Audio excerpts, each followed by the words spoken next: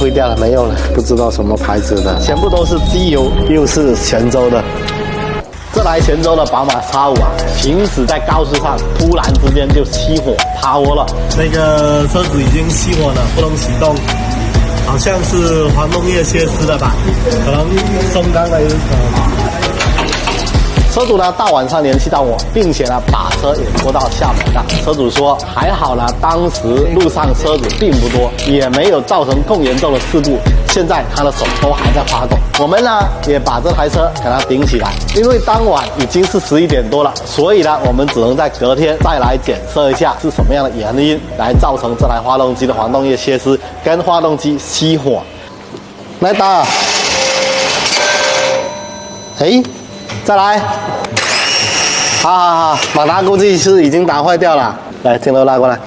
这护水壶呢，刚换了护厂件，整个水全部喷出来的痕迹。我们准备给这个水路打一下压。然后这个发电机呢，刚换没多久的。还有，你看这个汇气管也刚换的，进气管这些都刚刚处理的，这些电火线也都是刚换的。估计呢，也都是护厂件。你看，都是换了一些不知道什么牌子的。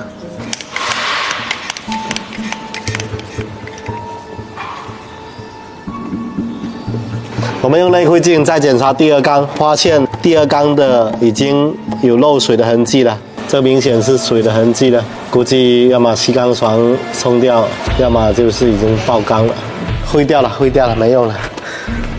发动机要抬下来，把缸盖先摘掉，看看什么情况。这条视频呢，我希望所有的宝马车主一定要认真把它看完，并且引以为戒。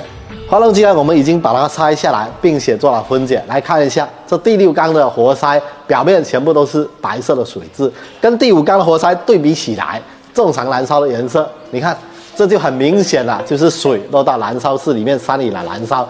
那我们再检查一下气缸垫，这第6缸的位置也有烧蚀的痕迹，来看这个位置，已经被冲掉了。所以水不仅进入了燃烧室，还会和机油混在一起，这个我们等一下再说。那这一张气缸垫也是上次在泉州维修的时候更换的，我怀疑啊，这个应该是安装不到位，螺丝的扭矩不平均，导致了漏水跟这台发动机的高温。那我们来看一下这台车的缸盖，可以看得出这台车的保养也不是很好，也不知道泉州这家修理厂到底呢给这台车加了什么样的机油，全部都是油泥，这也有可能导致气缸垫松掉的原因之一。发动机长时间的高温，缸盖会出现了轻微的变形，这种变形我们用肉眼是观察不出来的。重新组装发动机之前，我们还需要对这个缸盖的表面进行抛光。我们呢来看一下这个气门室盖，这里面呢全部都是机油跟黄动液混合在一起的油泥，看起来你看是不是特别像花生酱？